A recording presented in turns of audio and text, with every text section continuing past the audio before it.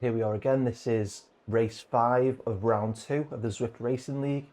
The points race. We are on the Glasgow crit circuit, racing in category D. So there's going to be 7 laps, just over a 20k race, but that's going to be 7 sprints worth of points and 7 times up the Clyde kicker worth of points.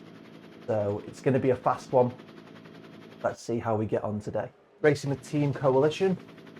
It's the second time we've raced with these. The last time we raced it was a points race as well. That was on one of the New York circuits. I'm going to try and get 2 videos out this week. This one and one that shows my attempt at going up the grade. That's the 4th week of the Zwift build training program. I'm going to try and get that out later on in the week and see if I've increased my FTP. This is my first video on that, which was about 4 weeks ago, where it's 188. Got my new mustache on. Definitely worth about 10 extra watts. Look like a proper cyclist now. So welcome to this week's video. You're in for a real treat this time. This is an absolute masterclass of how not to race. So we start off out the blocks. I knew it was going to be difficult because this is just a tough circuit. We've got 7 laps, which means 7 sprints and 7 climbs. We're going straight into the first sprint here. It's a points race, so there's points available for first across the line and first or fastest time through the segment overall. And originally my plan wasn't to go for it in this first sprint, but I saw this one guy go and I thought, you know what, now's as good a time as any. So I'd done the Zwift build practice on this course a couple of weeks ago for sprinting and actually laid down a pretty decent sprint, one that I was quite proud of. So that sprint actually ended up being the second fastest time throughout that segment in the whole race, which got me a load of points at the end, and that's a good job because it actually ended up tanking my whole race. So you can already see my heart rate is 171 after 1 minute of racing. Now I can hold heart rates in the 160s, but as soon as we get into the 170s then I know that I'm in trouble. So at this point I thought, oh, I'll just sit in the pack and I'll be okay. We get to the first climb and it starts okay. I've got my feather power up from going through the arch at the sprint, and so we're all just going up together. No one's doing anything crazy. I knew I was still recovering at this point. My heart rate's come down to 157, but I was still recovering. I knew I wasn't going to have it in me to do anything to stop the people going off the front, but just wanted to get to the top of the hill with the lead group. So I pop my power up here, and then, well, as you can see, people are they're starting to drop the watts, and I just can't keep up. My legs are already screaming. 300 watts is a lot for me. I've got an average of 272 watts at the moment. My FTP at this point is still only 188, so I'm doing way above FTP at this point. But we get to the top of the hill and then start to form back into a group, which is nice. Drop some ride-ons because I'm just a nice guy. And then we start to get back towards the second sprint. So we complete the first lap and we start to head towards a second sprint this time. Little kick before we get onto the final stretch. And then we come round towards the sprint and I'm still in recovery mode at this point. I've done an average of 148 watts, which is way above what I know I can sustain. We're 5 minutes into the race and I'm already knackered. So I don't even attempt to sprint here. I just glide through in 30th position, just trying to stay with the pack. And I'm starting to feel okay at this point. So we're still with the group, still towards the front, everything's going to plan. We then come round to the second climb, and this is where it all goes wrong. So the first part of the climb is absolutely fine. Someone's popped their aero boost there. I'm guessing they didn't use it on the sprint. But we come around the first part of the climb.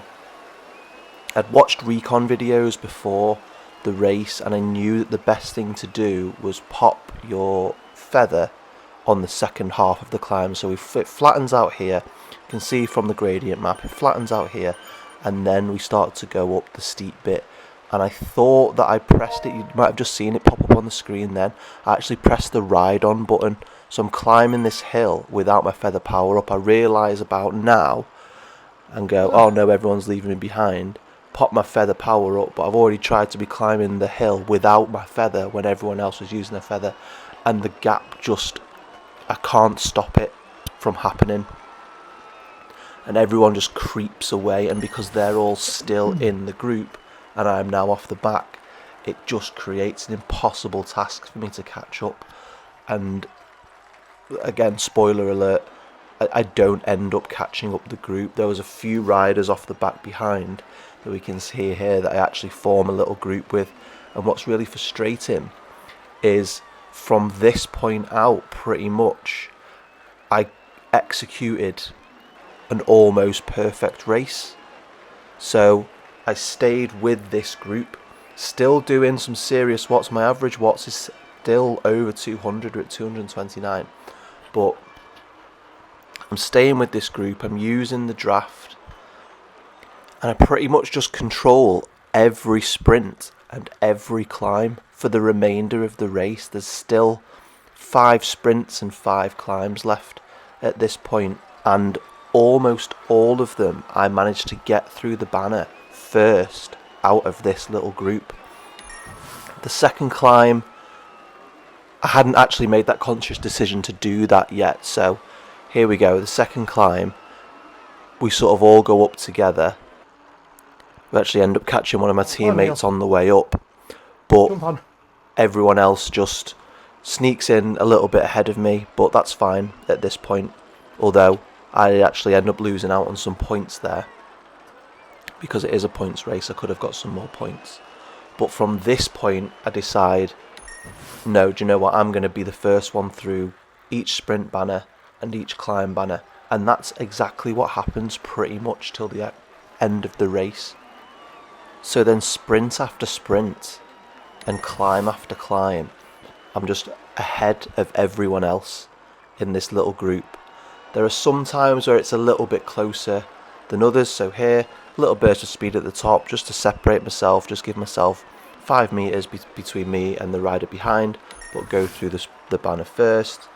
We then get to the next sprint. Some guy went a little bit early. I managed to catch him 20 meters before the end of the sprint. Go through the banner first, getting more points than those people behind me for my team each time. Here, just catching people. So it actually took to the top of the climb there, so we're on the flat bit almost at this point, but again, still managed to get through the banner first. Sprint coming up, you know what I'm going to say. Someone tries to go, but I'm not going to let that happen. I've decided this is what I'm going to do. I'm going to make it sure that I get through these banners first. Put a little bit of power down. Average is still 208, but going up to the 300s, 400 there, 460 as we cross the line, just to make sure that I go through first. Each time doing the same thing, using the feather on that second part of the climb and using the aero boost in the sprint just to give me that little bit more of an advantage when I'm trying to cross that line in the sprint. Although sometimes, and you'll see here in a second, there's actually no challenge and it's just me cruising down the straight. So we've completed 7 laps or 6 laps at this point, and we're on the 7th, and then this guy pops up, Strom from Sweden. He hasn't been part of the group. I don't really know where he's come from, but he decides to just sit on the wheel, and that's fine. And we get to the climb, and once again in my head I'm thinking, right, I'm going to do the same thing. I'm just going to make sure that make sure that I get to the top first out of this little group, but Strom just disappears at this point. So like I say, I don't know where he had come from, if he'd just been sitting at the back chilling, but he manages to beat me up this last climb. But of that original group that I was racing, I still managed to get through this banner first. Still managed to secure those points for the team. After all, it is a points race, so the more points we can get as a team, the better. So just coming up to the final climb, you can see I'm pulling ridiculous faces here because I am knackered at this point. My average is still over 200 watts for the race. My mission was to end the race above 200. Like I said at the start, my FTP was 188, and it had been for a little while. We then get to the final sprint, and this is the first time that I do actually get beaten to the banner by someone who was in that original group with me. So we can see here, fighting all the way to the end, 400 watts, finish and come through the banner, finally in 33rd place. And then as we sign out of the race at the end, we get a little bonus, which you'll see here, because I sustained quite high levels of power throughout the race. My FTP jumps from 188 to 207, which I was really pleased with because I've been working really hard recently and trying to get my FTP up has been one of my targets.